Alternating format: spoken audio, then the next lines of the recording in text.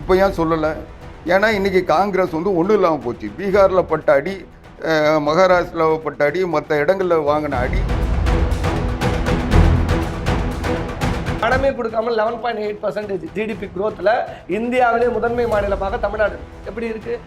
எந்த பங்களிப்பும் கொடுக்கல. பேரிடர் மேலாண்மை நிதி 13,000 கோடி ரிலீஸ் பண்ணாங்க. கடன் வாங்கிட்டோம், 10 லட்சம் கோடி நம்ம கடன்ல இருக்கோம், வாங்கி செலவு பண்றீங்க. கடன் நாங்க இணக்கமா இருந்தாலும் தமிழகத்துக்கு செய்யறோம், அதுல நீங்க என்டிஏ கூட்டணின்னு சொல்லாதீங்க, அதிமுக தலைமையில தான் கூட்டணி அப்படிங்கிறாரு. அது இணக்கம்ங்கிறது வேற, அடிமை சாசனம்ங்கிறது வேற.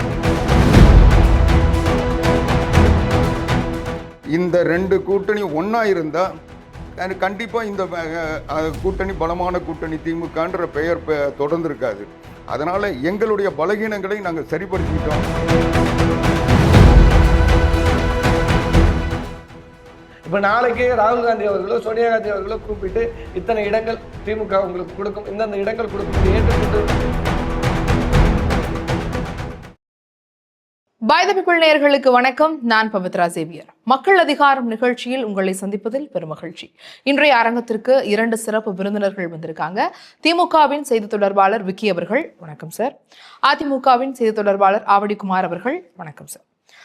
இன்றைய களம் ரொம்ப பரபரப்பா இருக்கு. முக்கியமா ஆட்சியில் பங்கு அப்படிங்கிற ஒரு விஷயம் ரொம்ப வேகம் எடுத்திருக்கு அப்படிங்கிறத பார்க்க முடியுது. கூட்டணி நெருக்கடிகளை எந்த ஒரு கூட்டணி கட்சிகள் ரொம்ப பெருமளவுல சமாளிக்கிறாங்கன்ற ஒரு கேள்வி. அதிமுகவா திமுகவா அப்படின்னு நான் முதல்ல விக்கி அவர்கள் உங்கள்கிட்ட இருந்து தொடங்கணும்னு நினைக்கிறேன். ஏன்னா காரணம், இப்போ காங்கிரஸ்க்கும் திமுகக்கும் இருக்கக்கூடிய முரண்கள், பிரச்சனைகள் அப்படிங்கிறது வலுவாகிட்டே இருக்கு. அது ஓரளவுக்கு சுமூகமாயிருச்சுன்னு நினைச்சோம். கனிமொழி அவர்கள் போய் ராகுல் காந்தியை சந்திச்சுட்டு வந்தாங்க.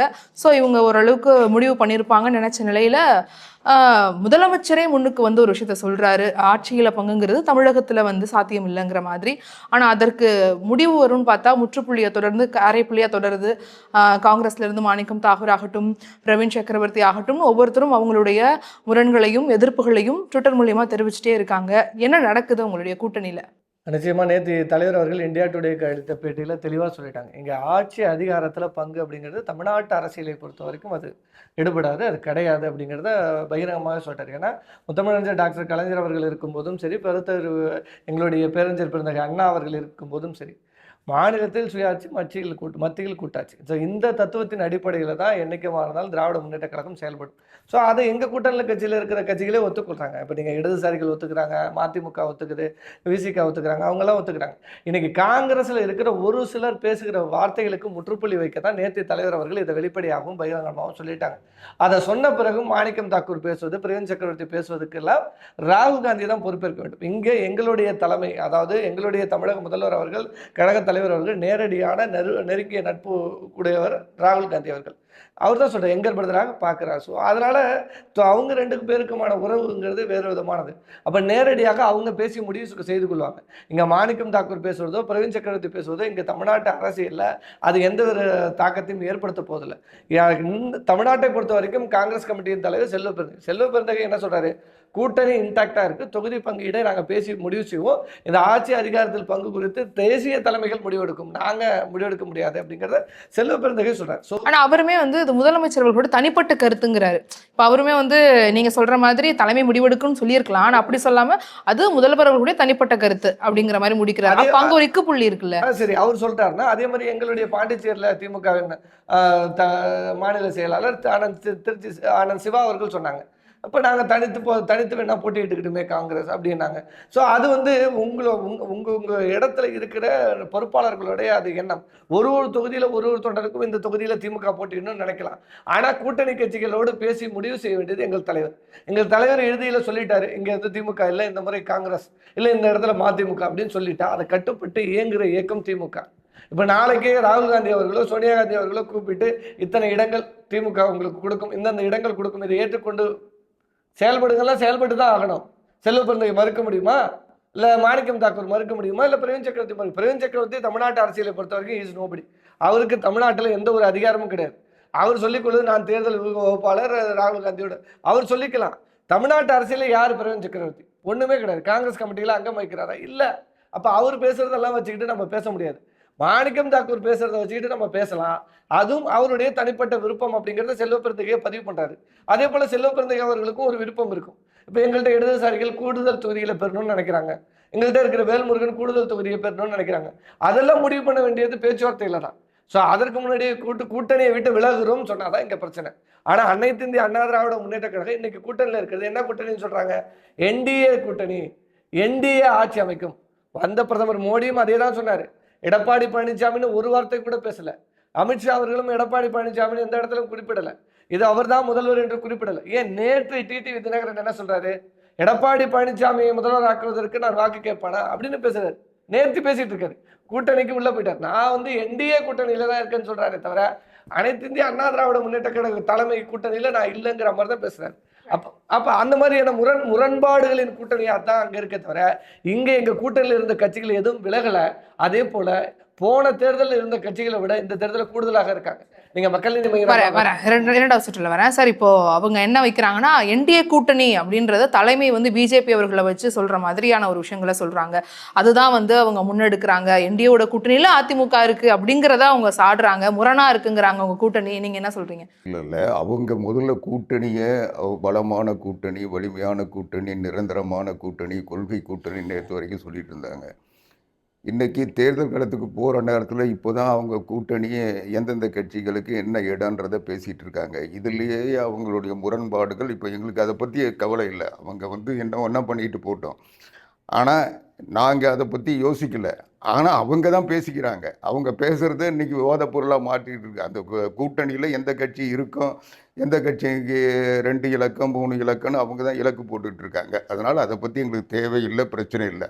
அனைத்து இந்திய அண்ணா திராவிட முன்னேற்ற கழக கூட்டணி அமைத்த போது மரியாதைக்குரிய உள்துறை அமைச்சர் அமித்ஷா அவர்கள் அறிவித்த போது மிக தெளிவாக சொன்னார். டெல்லிக்கு நரேந்திர மோடி, தமிழ்நாட்டுக்கு எடப்பாடி பழனிசாமின்னு அவர் அதிகாரப்பூர்வமாக உறுதியாக அதை சொன்னதுக்கு பிறகு தான் அந்த கூட்டணியே அமைஞ்சுது. அதுக்கு தேவையான மாற்றங்களை பாரதிய ஜனதா கட்சி உள்பட எல்லாவற்றிலையும் செஞ்சிட்டு வராங்க. அதனால் எங்களுக்கு எந்த பிரச்சனையும் இல்லை. இன்றைக்கு கூட்டணியை பற்றி அவங்க பாரதிய ஜனதா கட்சியோ அல்லது டிடிவி தினகரனோ பேசினா கூட இறுதி முடிவெடுக்கின்ற அதிகாரம் எடப்பாடி பழனிசாமி அவர்கள்கிட்ட தான் இருக்குது. அவர் தான் எடுத்துக்கிட்டு இருக்காரு. அதனால் எங்களுக்கு எந்த முரண்பாடும் இல்லை. இன்னும் கேட்டால் சீட் ஷேரிங் கூட எந்த பிரச்சனையும் இல்லை. அதையெல்லாம் நாங்கள் வடிவமைச்சு வச்சுருக்கோம். அது அறிவிக்கின்ற நேரத்தில் உறுதி அறிவிப்போம். அதில் எங்கள் கூட்டணியில் இது வரைக்கும் சேர்ந்திருக்கின்ற கட்சிகள் எல்லாவற்றுக்கும் உடன்பட்டு தான் சேர்ந்துருக்காங்க. அதனால் எங்களுக்கு எந்த பிரச்சனையும் வராது. அது மட்டும் இல்லை, இந்த தேர்தல் களமே அனைத்திந்திய அண்ணா திராவிட முன்னேற்ற கழகத்தின் கடந்த ஆட்சி, அதில் குறிப்பாக இந்த 4.25 ஆண்டுகள் புரட்சி தமிழர் எடப்பாடியாருடைய ஆட்சியும் இன்றைக்கு இந்த 4.25 ஆண்டுகள் ஸ்டாலினுடைய ஆட்சியும் எடை போடுகின்ற தேர்தலை தான் இந்த தேர்தல் பார்க்குறோம். இந்த அண்ணா திராவிட முன்னேற்ற கழகத்தின் ஆட்சி சரியான ஆட்சியா, இன்றைக்கி இருக்கிற திமுக ஆட்சி சரியான ஆட்சியான்னு தான் மக்கள் பார்வையில் இன்றைக்கி தேர்தல் களத்தில் இருக்கிற கள நிலவரம். அதனால் மற்ற கட்சிகள் அவங்களுடைய இருப்பை தக்க வைப்பதற்காக எல்லா கட்சியும் அவங்களுடைய வளர்ச்சியும் அவங்களுடைய அதிகார பரவலும் விரும்புவாங்க. அதனால் அவங்க கூடுதல் இடம் கேட்கறது இயல்பு. அதுக்கு அவங்க பேரம் பேசுவாங்க, எல்லாம் பண்ணுவாங்க. அதுக்கான முயற்சிகள் நடந்திருக்கான். அது தேர்தல் நேரத்தில் கடைசி நிமிஷம் சகோதரர் சொன்னது மாதிரி கடைசி நாள் அன்னைக்கு கூட வேட்பாளரை மாற்றுறது, அறிவிக்கிறது, வேட்பாளர் அவங்கள நிறுத்துறதெல்லாம் ஒவ்வொரு கட்சியும் அவங்க கூட்டணி இடத்துக்கு தக்கவாறு, கிடைக்கிற இடத்துக்கு தக்கவாறு அவங்க செய்கிறது. அது தமிழ்நாட்டு அரசியலில் மட்டும் இல்லை, இந்திய அரசியலில் தொடர்ந்து பார்த்துட்டு இருக்கோம். அதனால் இதெல்லாம் ஒரு பேசு பொருளே இல்லை. ஆனால் அனைத்து இந்திய அண்ணா திராவிட முன்னேற்ற கூட்டணி அமைச்சு கூட்டணியை ஒரு பக்கம் பேச்சுவார்த்தை நடந்துட்டு இருந்தாலும் தனித்த முறையில் இன்னைக்கு 185 தொகுதிகளில் அனைத்து இந்திய அண்ணா திராவிட முன்னேற்ற கழகத்தின் பொதுச் செயலாளர் புரட்சி தமிழர் எடப்பாடியார் மக்களை சந்தித்து மக்களிடம் வாக்கு கேட்டு முடிச்சிட்டாரு. இன்னும் அந்த விடுபட்ட தொகுதிகளுக்கு இன்னும் அடுத்த வாரத்திலிருந்து அந்த பயணத்தை தொடர்றாரு. நாங்கள் களத்தில் மக்களோடு இருக்கிறோம். அதனால் கூட்டணி என்பது இன்றைக்கு தமிழ்நாட்டு அரசியலில் ஒரு பேஷனாக போச்சு. தேர்தல் நேரத்தில் கட்சிகள் கூட்டணி சேர்றது, அந்த கூட்டணி சேர்ந்தால் தான் பலன் நினைக்கிறதெல்லாம் மக்களுடைய, ஆனால் கட்சியினுடைய பலத்தில் தான் நாங்கள் களத்தில் நிற்கிறோம். அதனால் எங்களுக்கு சேர்ற கூட்டணிகள்லாம் கூடுதல் பலமே தவிர எங்களுடைய அடிப்படை நாங்கள் சரியாக வச்சுருக்கோம். இன்னும் சொல்லப்போனால் இன்றைக்கு இந்த கூட்டணி வெற்றி கூட்டணி நாங்கள் சொல்கிறதுக்கு என்ன காரணம்னா, இன்னைக்கு இதுக்கு திமுக வலிமையான கூட்டணின்னு சொல்லிட்டு இருந்தாங்க. இதே திமுக நாடாளுமன்ற தேர்தலில் நீங்கள் பார்த்தீங்கன்னா, அண்ணா திராவிட முன்னேற்ற கழகம், பாரதிய ஜனதா கட்சி 2 அணியாக பிரிஞ்சதுனால அவங்க 40 இடத்துல 39 இடத்துல வெற்றி பெற முடிஞ்சது. இந்த 2 கூட்டணி ஒன்றா இருந்தால் கண்டிப்பாக இந்த கூட்டணி பலமான கூட்டணி திமுகன்ற பெயர் தொடர்ந்து இருக்காது. அதனால் எங்களுடைய பலகீனங்களை நாங்கள் சரிப்படுத்திக்கிட்டோம். எங்களுடைய பலமான கூட்டணியை மறுபடியும் உருவாக்கிட்டோம். அதனால் இந்த தேர்தல் காலத்தில் இன்னைக்கு முதல் கட்டமாக எங்களுடைய பயணத்தையும் தொடங்கிட்டோம். அதனால எங்களுக்கு எந்த ஆனா இப்போ பிரச்சனையும் இல்லை. உங்க கூட்டணியில வந்து இப்ப பாஜக இணைந்தது வந்து ஒரு பலம் அப்படின்னு சொன்னாலுமே தமிழகத்தை பொறுத்த வரைக்கும் ஒரு பிஜேபிக்கு எதிர்நிலையான வாக்குகளும் உண்டு. பிளஸ் இப்போ பிஜேபி வளருது, இல்ல பிஜேபிக்கு நீங்க அதிகமான சீட் ஷேரிங் கொடுக்குறீங்கனாலே அது உங்களுக்கு பலவீனம் தெரிஞ்சதுனால தானே ஒரு கேம்பெயின் பண்றாங்க, இல்ல வந்து அந்த இடத்துல வந்து நெகோஷியேட் பண்றதான விஷயங்கள் அதிகமா இருக்குல்ல சார். அவங்க அதிகமான ஒரு எண்ணம் வந்து உங்களை நோக்கி கேட்கறாங்கன்ற ஒரு பேச்சு இருக்கு. அது உங்களுக்கு மைனஸா போயிருங்கிற ஒரு விமர்சனங்கள் இருக்குல்ல. அது எல்லாம் நாங்கள் சீர்தூக்கி பார்த்து தான் அந்த கூட்டணி அமைச்சிருக்கோம். நீங்கள் பாரதிய ஜனதா கட்சிக்கான தேர்தல் வந்து நாடாளுமன்ற தேர்தல் தான். நரேந்திர மோடி இந்த நாட்டில் மறுபடியும் ஆட்சிக்கு வரணுமா வரக்கூடாதுன்றதுக்கு தேர்தல் 24ஓடு முடிஞ்சு போச்சு. அடுத்து நம்ம அடுத்த தேர்தல் வர வரைக்கும் அதில் வந்து மாற்றவோ அதில் வந்து ஒரு சிறு அசைவு செய்யக்கூட முடியாது. இப்போ நடக்கிற தேர்தல் தமிழ்நாட்டை யார் ஆள வேண்டும். தமிழ்நாட்டில் தொடர்ந்து அனைத்து இந்திய அண்ணா திராவிட முன்னேற்ற கழகம் இந்த 2 கட்சிகளுக்குள்ள தான் ஆட்சி மாற்றங்கள் வந்துட்டு இருக்கு. அதன் அடிப்படையில் நடைபெறுகின்ற தேர்தல். இதில் வந்து பாரதிய ஜனதா கட்சி எங்களுக்கு வந்து கூட்டணி கட்சி தான். இன்னும் சொல்ல போனால் நாங்கள் அமைச்சிருக்கிறது கொள்கை கூட்டணி இல்லை. அவங்களுடைய கொள்கையை அவங்க பின்பற்றுவாங்க, எங்களுடைய கொள்கையை நாங்கள் பின்பற்றுவோம். இதில் அவங்க குறுக்கிட முடியாது. அது மாதிரி அவங்க கொள்கையெல்லாம் நாங்கள் தலையிட போகிறதில்லை. இது வந்து தேர்தலுக்காக அமைக்கப்பட்டிருக்கின்ற ஒரு தேர்தல் உடன்பாடு தான் இந்த கூட்டணி.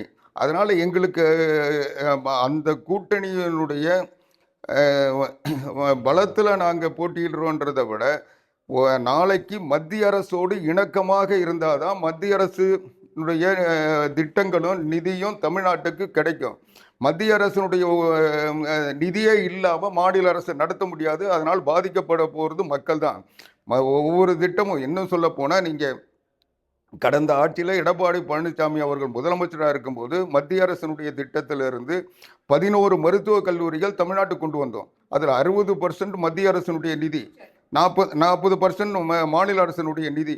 அது இணக்கமாக இருந்ததுனால தான் அது கிடைச்சது. அதனால் இந்தியாவில் எந்த மாநிலத்திலும் இல்லாத அதிகமான மருத்துவக் கல்லூரிகள் தமிழ்நாட்டுக்கு வந்ததுன்னா அதுக்கு காரணம் அந்த அணுகுமுறை தான். அதுதான் சொல்லி நான் முடிச்சிடுறேன். அணுகுமுறை தான். அதனால் நம்ம வந்து ஒன்று எதிர்த்து அவங்கக்கிட்ட இருந்து அதை வாங்கணும், அல்லது இணக்கமாக இருந்து வாங்கணும். இவங்க எதிர்த்து போராடுறாங்களே தவிர, பேசுகிறாங்களே தவிர, நாடாளுமன்றத்தை முடக்கியோ அல்லது நாடாளுமன்றத்தை பயன்படுத்தியோ இவங்களால வாங்க முடியல.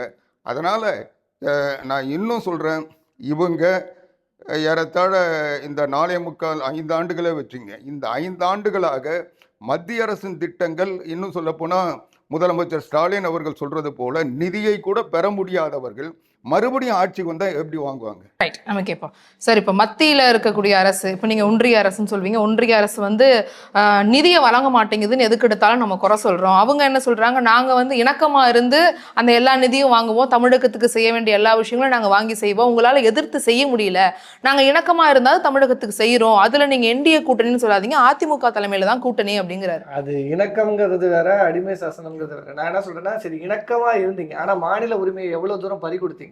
நீங்க தேசிய உணவு மருத்துவ 6 கல்லூரி கொண்டு வந்தாங்கிறீங்க, தேசிய உணவு பாதுகாப்பு சட்டத்தில் கையெழுத்து போட்டீங்க, உதயமின் திட்டத்தில் கையெழுத்து போட்டீங்க, இங்க வந்து டங்ஸ்டனுக்கு கையெழுத்து போட்டு கொடுத்தீங்க.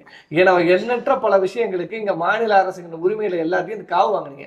ஏன் ஐயா ஓபிஎஸ்சி துணை முதல்வராக இருக்கும்போது என்ன சொன்னாரு, தமிழ்நாடு டிஎன்பிஎஸ்சியை வெளி மாநிலத்தவர் இல்லை வெளிநாட்டவர் கூட எழுதி தேர்வு எழுதி நீங்க தேர்ச்சி பெறலாம். நீங்க அதை 2024 ஆட்சிக்கு வந்த பிறகு திமுக அதை திருத்தி 90 விழுக்காடு தமிழர்களுக்கு தான் அதுல வேலை வாய்ப்பு, தமிழ் மாணவர்கள் தான் அதுல எழுத முடியும், தமிழ்நாட்டை சார்ந்தவர்கள் தான் எழுத முடியும்னு கொண்டு வந்தது, திருப்பி அதை மாற்றி கொண்டு வந்தது திமுக. அப்ப இதை செஞ்சது யாரு? அப்ப இதெல்லாம் பார்க்கணும்ல. அதிமுக பாஜகவோடு என்ன இலக்கமா இருந்தீங்க, எந்த விஷயத்துல இணக்கமா இருந்ததுனால எவ்வளவு மாநில உரிமைகள் பறிப்போச்சு. நான் என்ன கேட்கிறேன், திமுகவும் பாஜகவோடு கடந்த காலத்துல கூட்டணி வச்சது, ஆனா காமன் மினிமம் ப்ரோக்ராம்னு ஒரு விஷயத்த வச்சோம். இந்தந்த திட்டங்கள் அடிப்படையில் வாஜ்பாய் அவர்கள்ட்ட சொல்லி இதன் அடிப்படையில் தான் கூட்டணின்னு வச்சோம். இன்னைக்கு நீங்க கேட்குறீங்களே தமிழ்நாட்டில் நீட்டுக்கு எதிரான போராட்டம் இருக்கு. தமிழ்நாட்டில் சர்வசிக்ஷா அபியான், அதாவது SSAக்கு கொடுக்க வேண்டிய நிதி 3500 கோடி கொடுக்கல. 100 நாள் வேலை திட்டத்துக்கான பணம் 2034 கோடியில் 1000 கோடி தான் ரிலீஸ் பண்ணாங்க. பாக்கி 1034 கோடி பெண்டிங் இருக்கு. ஸோ இதெல்லாம் இன்னைக்கு இருக்கு. அப்ப இதை எடப்பாடி பழனிசாமி அவர்கள் நாங்க உங்களோட கூட்டணி வைக்கிறோம், ஆனா தமிழ்நாட்டு மக்களின் நலனுக்காக இதையெல்லாம் நீங்க செஞ்சு கொடுக்கணும்னு ஒரு விஷயத்த எடப்பாடி பழனிசாமியால அமித்ஷா முன்னாடி வைக்க முடிச்சுதா? இன்னொன்னு வரேன், நீட்டை நீங்க தான் ஒழிக்கிறோம்னு சொல்லிட்டு வந்தீங்க, அந்த வாக்குறுதி வச்சீங்க, ஆனா அது நிறைவேற்றலங்கிற விமர்சனம் இருக்குல்ல சார்? அதான் சொல்றேன், கன்கரண்ட் லிஸ்ட்ல இருக்கு. அதுக்கான சட்ட போராட்டம் இன்னை வரைக்கும். ஆனா அன்னைக்கே கேள்வி கேட்டோம்ல, அது மத்திய அரசு இதுல இருக்கு, எப்படி பண்ண முடியும்? அதெல்லாம் நாங்க சொல்ல மாட்டோம், ஆனா நாங்க பண்ணுவோம்னு ஒரு வாக்குறுதி கொடுக்க முடியுதுல. சட்ட போராட்டத்தை நடத்தி கொண்டிருக்கோம். இப்ப முடிய போகுது சார், நம்ம ஆட்சி முடிய போகுது. நான் என்ன சொல்றேன், ஆளுநர் ஆர்.என். ரவிக்கு எதிராக இந்தியாவிலே ஒரு சட்டத்தை கொண்டு வந்தது யாரு? தீர்மானத்தை கொண்டு வந்தது யாரு? இன்னைக்கு அதை உச்சநீதிமன்றத்தில் தீர்ப்பை வாங்கியது யாரு? கால நிர்ணய கெடுவுக்கு இந்தியாவிலேயே திராவிட முன்னேற்ற கழக அரசு தான் சட்ட போராட்டம் நடத்தி அதுல வெற்றியும் கிடைச்சிருக்கு. அவங்க ஒரு 7% நாங்க வாங்கிட்டு வந்தோம் அப்படிங்கறத சொல்றாங்க. அதுக்குன்னு நீங்க எல்லாத்தையும் தரகா துப்பிட்டு 7% வாங்குனீங்கன்னா அது என்ன கதை? நான் என்ன சொல்றேன்னா, என் வீட்டுல படுக்க இடம் கொடுக்கலாம், நீ 10 நாள் படுத்த கடன்லாம் இடம் கொடுக்க முடியாது. அப்ப அந்த மாதிரி விஷயங்கள் தான். ஆனா இடமே கொடுக்க மாட்டேன் நான் சொல்லிட்டு இன்னைக்கு வரைக்கும் செஞ்சுக்கிட்டே இருக்கேன், ஏமாத்துறோம் மக்கள் சொல்றேன். கண்ணிக்கு வரைக்கும் சட்ட போராட்டம் ஸ்டெப் பை ஸ்டெப் என்ன போயிட்டு இருக்கு எல்லாத்தையும் பார்த்துட்டு தான் இருக்கும். இன்னைக்கு நீங்க சொல்றீங்களா பணமே கொடுக்காம 11.8% GDP growthல இந்தியாவிலே முதன்மை மாநிலமாக தமிழ்நாடு எப்படி இருக்கு? எந்த பங்களிப்பும் கொடுக்கல. பேரிடர் மேலாண்மை நிதி 13,000 கோடி ரிலீஸ் பண்ணாங்க. கடன் வாங்கிட்டோம், 10 லட்சம் கோடி நம்ம கடன்ல இருக்கோம், வாங்கி செலவு பண்றீங்க, கடன் ஏறிட்டே போது, திவாலாயிட போது அரசுங்கிறாங்க. ஒரு நாட்டின் வளர்ச்சிக்கு ஏற்ற தான் கடன். 9.8% நம்ம கடன் வாங்கலாம், நாங்க வாங்கியிருக்கிறது 8.6%. நெருக்கடியில போய் நிறுத்தி இருக்கோங்க. அது எப்படிங்க? முதல்ல பேசிக் சென்ஸ். அடுத்த ஆட்சிக்கு யாரு வந்தாலும் பிரச்சனை தான். சென்ஸ் வேணும் மேடம். முதல்ல ஒரு எக்கனாமிக்ஸ்டா ஒரு பேசிக் சென்ஸ். பொருளாதார வளர்ச்சியின் அடிப்படையில கடன் வழங்கும். இதுதான் எல்லாமே இந்தியாவுக்குமே அப்படிதான். ஏன் மோடி அவர்கள் இந்தியாவில கடனே வாங்கலையா? இன்னைக்கு இந்தியாவினோட கடன் இது எவ்வளவுன்னு பார்க்கணும்ல. அப்ப அதெல்லாம் நீங்க ஒப்பீட்டளவோட பார்க்கணும். இந்தியாவின் வளர்ச்சி எவ்வளவு தருமோ அதனால அளவுக்கு தான் கடனும். அதே போலதான் ஒரு மாநிலத்தின் வளர்ச்சியின் அடிப்படையில கடன் கொடுக்கப்படுது. இன்னைக்கு கூட்டணியில் இருக்கிற கட்சிகள்லாம் யாருடைய நிர்பந்தத்தின் அடிப்படையில சேர்ந்தாங்க? டிடிவி தினகரனுக்கு தேர்தல் ஆணைய தலைவர் லஞ்சம் கொடுத்த வழக்குல இன்னும் நிலுவையில் இருக்கு. மருத்துவர் அன்புமணி ராமதாஸுக்கு மருத்துவக் கல்லூரிக்கு ஒப்புதல் வழங்கிய வழக்கு இன்னும் நிலுவையில் இருக்கு. அப்ப இவங்களெல்லாம் ப்ரெஷரைஸ் பண்ணி நீங்க ஒரு கூட்டணியா சேர்த்து வச்சுட்டு நாங்க வெற்றி கூட்டணி, நாங்க எங்க கூட்டணி சலசலப்பே இல்லை அப்படின்னு சொல்றதெல்லாம் மக்கள்கிட்ட ஈடுபடாது. மாநில உரிமைகளுக்கு எதிரான போராட்டமாக இருக்கு. ஏற்கனவே நீங்க மாநில உரிமைகள் எல்லாம் காவல்படுத்துறீங்க. ஏன் 100 நாள் வேலை திட்டத்துக்கு எதிராக பேசல? 60% தான் மத்திய அரசு தரன்னு சொல்லுது. மகாத்மா காந்தி பேரையும் நீக்கிட்டாங்க. 40% மாநில அரசு கான்ட்ரிபியூஷன் பண்ணணும்னு சொல்லுது. அப்ப அதெல்லாம் எதிர்க்க வேண்டாங்க. நீங்க கூட்டணியில இருக்கீங்க, எங்களுக்காக இதெல்லாம் நீங்க விலக்கு கொடுக்கணும்னு ஒரு காமன் மினிமம் ப்ரோக்ராமை வைத்து ஏன் கூட்டணியை பேச முடியவில்லை? அதான் கேள்வி. ரைட் சார், இப்போ அவங்க ஒரு காமன் மினிமம் ப்ரோக்ராம் வச்சு ஒரு கூட்டணியை முடிவு பண்ண மாட்டேங்கிறீங்க, அழுத்தம் கொடுக்குறீங்க. கூட்டணியில் இருக்க மற்ற கட்சிகளுக்கு வெவ்வேறு துறைகள் சார்பாக அழுத்தம் கொடுத்து அவங்களை கூட்டணியில் இழுத்து வச்சிருக்கீங்கிற விமர்சனத்தை வைக்கிறார். எந்த கூட்டணியும் அவங்கள மாதிரி நிர்பந்தப்படுத்தி கூட்டணியில் வச்சுட்டு இருந்தால் இப்போ ஆளுக்கு காங்கிரஸ்காரங்க பேசுகிற மாதிரி பேசிட்டு தான் இருப்பாங்க. அந்த மாதிரி இங்கே யாரும் பேசலை. ஒவ்வொரு கட்சியும் அதுக்கான நிலைப்பாடு இருக்குது. அந்த கட்சி தன்னை பலப்படுத்திக்கிறதுக்கும் தன்னுடைய வளர்ச்சிக்கும் தன்னுடைய தொண்டர்களுக்கு அவங்கள உயர் பதவி கொண்டு வருவோன்னு சொல்கிறதும் ஒவ்வொரு கட்சியும். அது சொல்லலைன்னா அவங்க அந்த கட்சியில் இருக்கிறவங்க ஒரு நம்பிக்கை இழந்துருவாங்க. அதனால் ஒரு கட்சி தலைமை அந்த கட்சியை சார்ந்தவர்களுக்கு வாய்ப்பு உருவாக்குறது தான் நாங்கள் கட்சி நடத்துகிறோம்னு சொன்னால் தான் அந்த கட்சியில் இருப்பாங்க. அதனால் பலர் அவங்கவுங்க கருத்தையே சொல்கிறாங்க. ஆனால் நான் அனைத்து இந்திய அண்ணா திராவிட முன்னேற்ற கழகத்தின் செய்தி தொடர்பாளர் வகையில் அதிகாரப்பூர்வமாக சொல்கிறேன், அண்ணா திராவிட முன்னேற்ற கழகம் தனித்த பெரும்பான்மையோடு அதிமுக ஆட்சி தான் அமையும். எடப்பாடி பழனிசாமி தான் முதலமைச்சர், அதில் எந்த சந்தேகமும் இல்லை. ஆனால் கூட்டணி என்பது தேசிய ஜனநாயக முன்னணியுடைய கூட்டணியாக நாங்கள் தேர்தலை சந்திக்கிறோம். கூட்டணி இவங்க நாடாளுமன்ற தேர்தலில் இந்தியா கூட்டணின்னு சொன்னாங்க. இப்போ ஏன் சொல்லலை? ஏன்னா இன்றைக்கி காங்கிரஸ் ஒன்றும் இல்லாமல் போச்சு. பீகாரில் பட்ட அடி, மகாராஷ்டிராவில் பட்ட அடி, மற்ற இடங்களில் வாங்கின அடி தமிழ்நாட்டுக்கு வந்துட போதுன்னு அவங்க பயப்படுறாங்க. இன்னும் சொல்ல போனால் அவங்க இங்கே இருக்கிற இப்போது தமிழ்நாட்டு தேர்தல் நடக்க சொல்ல கேரளாவில் தேர்தலில் இந்த இந்தியா கூட்டணி என்ன, கம்யூனிஸ்ட் ஒரு பக்கம் காங்கிரஸ் ஒரு பக்கம், 2 பேரும் அவங்க மோதிக்கிறாங்க. அதனால இது அவங்க ஒரு கூட்டணியா இப்ப இல்ல. அவங்க தேர்தல் நேரம் மாநிலத்துக்கு மாநிலம் அதனால அவங்க சொல்ல முடியல. எங்களை பொறுத்த வரைக்கும் எங்கே இருக்கிற கட்சிகள் ஒற்றுமையாக இருக்கிறது. இந்த தேர்தலுக்காக, இது நாடாளுமன்ற தேர்தலுக்கான கூட்டணி இல்லை, இந்த சட்டமன்ற தேர்தலுக்கான கூட்டணி. இந்த கூட்டணி அதிமுக தலைமையில் தான் இயங்குன்றதை பாரதிய ஜனதா கட்சி ஏற்கனவே அறிவிச்சிருக்கு. உள்துறை அமைச்சர் தெளிவுபடுத்தியிருக்காரு. தமிழ்நாடு பாரதிய ஜனதா கட்சியினுடைய தலைவர் நயினார் நாகேந்திரன் பல முறை சொல்லிட்டாரு. அதனால் எங்களுக்கு எந்த பிரச்சனையும் இல்லை. எங்களுடைய பிரச்சனைகளை நாங்கள் சமாளிக்க தெரியும். அதுக்குரிய நீங்கள் அதுக்கு பார்த்தீங்கன்னா கடந்த சட்டமன்ற தேர்தலில் கூட இது போன்ற சிக்கல் வந்தது. பாரதிய ஜனதா கட்சி 60 இடம் கேட்டது, 80 இடம் கேட்டது. ஆனால் எவ்வளோ இடம் கொடுத்தாங்கன்றது எல்லாருக்கும் தெரியும். அதனால் அதை எல்லாம் எப்படி சரிப்படுத்தணுன்றது எங்களுக்கு தெரியும். எங்களுக்குள்ளே நாங்கள் அதை பேசி ஒரு சுகமான நிலைக்கு வந்துடுவோம். ரெண்டாவது, இன்னைக்கு அனைத்திந்திய அண்ணா திராவிட முன்னேற்ற கழகத்தை பொறுத்தளவில் எங்களுக்கு எந்த பின்னடைவும் இல்லை. நாங்கள் கூட்டணி அமைச்சாதான், கூட்டணி ஆட்சி நடத்தினாதான் காமன் மினிமம் ப்ரோக்ராம் வைக்க வேண்டியிருக்கோம். நாங்கள் கூட்டணி அமைக்கலை. தேர்தல் உடன்பாடு, தேர்தலுக்காக கூட்டணி தான். அதனால காமன் ஆனால் இவங்க மத்திய அரசில் இருந்தபோது இதே ஈழத்தமிழர் பிரச்சனை, ஈழத்தமிழர்கள் கொன்று குவிக்கப்படுகிறார்கள். அப்போ கேட்க சொல்ல அன்றைக்கு முதலமைச்சராக இருந்த கருணாநிதி என்ன சொன்னார்? ஒரு அடிமை இன்னொரு அடிமைக்கு எந்த வகையில் உதவ முடியும்னு சொன்னார். இவர் மத்தியில் கேபினட் அமைச்சர், கொள்கை முடிவெடுக்கின்ற கேபினட் கமிட்டியில் இருக்கிறாங்க. ஆனால் இந்த ஈழப்பிரச்சனைக்கு அங்கே படுகொலையை தடுக்க முடியலையான்னு கேட்க சொல்ல நாங்கள் அடிமையாக இருக்கோம்னு சொன்னார். அதனால் அடிமையாக இருக்கிறது அவங்க தான். அதனால் எங்களை பற்றி இன்னும் சொல்ல போனால் பாரதிய ஜனதா கட்சியோட அவங்க கூட்டணி ஆட்சி நடத்த சொல்ல பல்வேறு திட்டங்கள் நடைபெறுக்கு. இன்றைக்கி கூட காங்கிரஸ் கட்சி இதே அண்ணா அறிவாலயத்தில் அவங்க பவரில் இருக்க, ஆட்சியில் இருக்க சொல்ல கீழே வந்து விசாரணையை வச்சுக்கிட்டு, அதுவும் மரியாதைக்குரிய முதலமைச்சருடைய தாயை விசாரணையில் வளையத்தில் கொண்டு வந்து வச்சுட்டு மேலே துப்பாக்கி முறையில் 63 சீட்டு வாங்கினாங்க. அதனால் இந்த அந்த மாதிரி மிரட்டல்லாம் எங்களுக்கு இல்லை.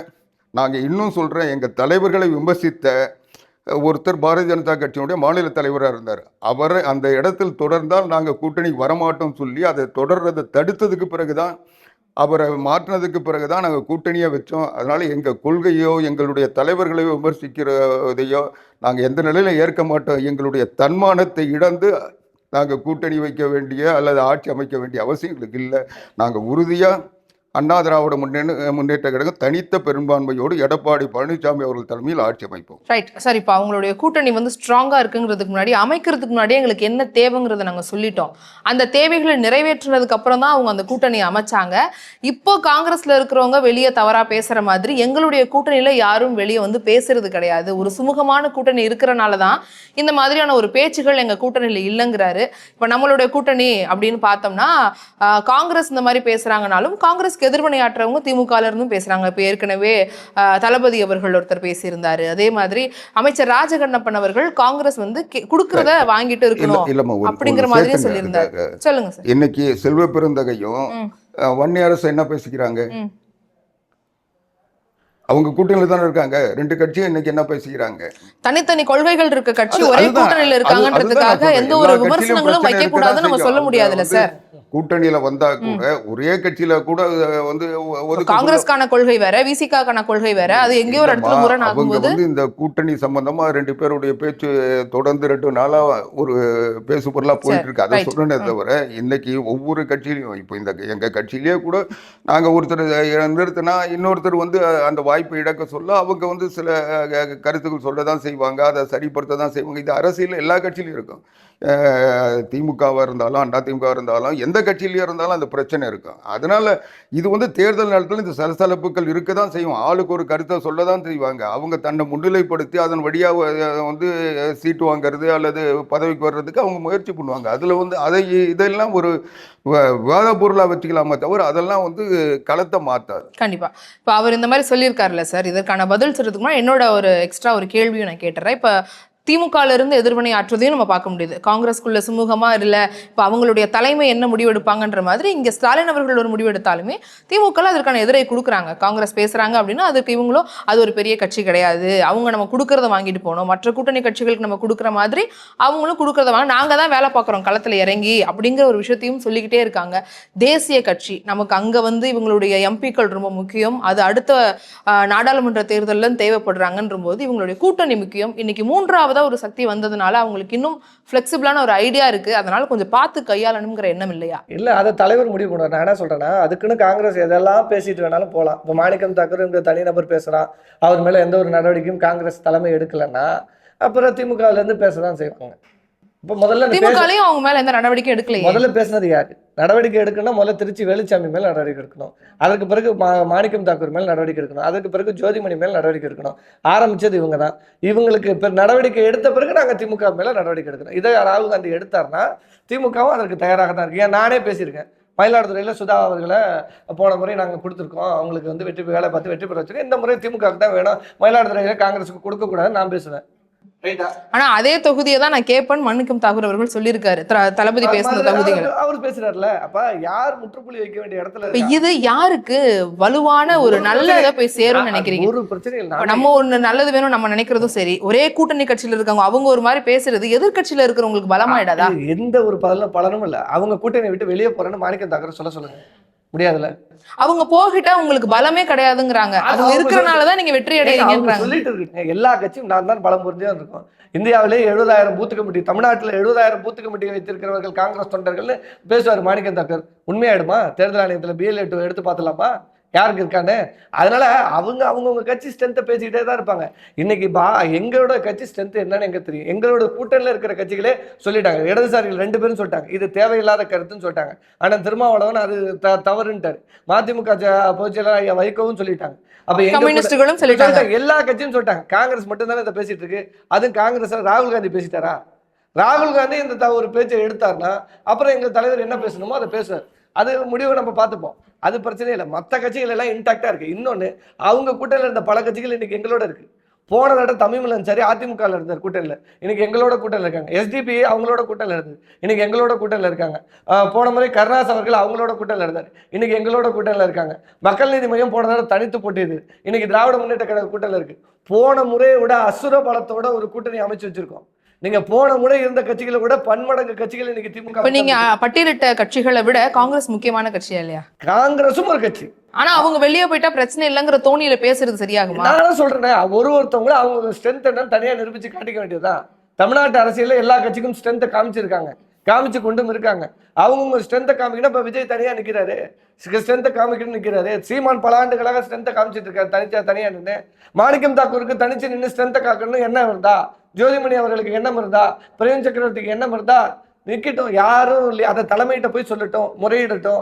அவங்க தலைமை ஏத்துக்கிட்டா தனியா நிக்கட்டும். அதுல இங்க யாரும் எந்த கருத்தும் சொல்ல போறதில்லை. முடிவெடுக்க வேண்டியது தலைமைகள். இவங்க நிர்வாகிகள் என்ன சொல்றாங்க? தலைமையிடம் நாங்கள் கோரிக்கை வைத்து விட்டோம்ங்கிறாங்க.